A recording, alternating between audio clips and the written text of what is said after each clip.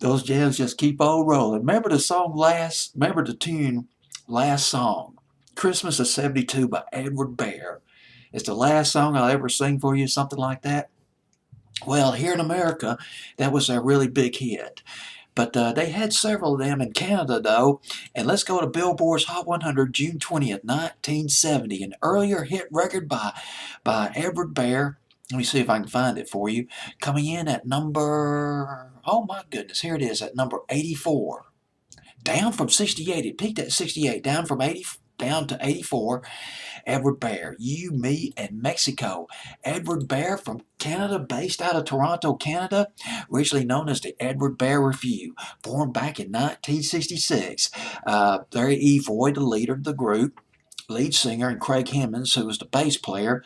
And here's the thing about Edward Bear that's going to surprise you, because when you think of Edward Bear, you think of Last Song, sort of a kind of a bubblegummy ballad of sorts.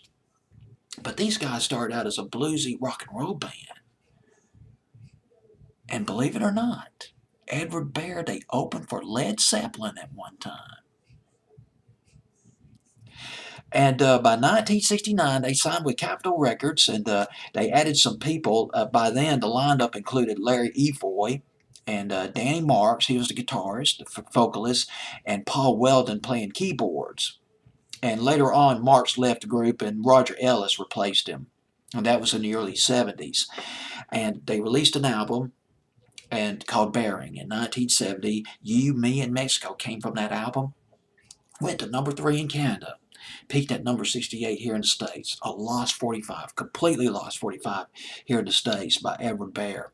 Written by Evoy, Larry Evoy. He wrote this song. He also wrote their biggest hit, The Last Song, which came out late 72, early 1973.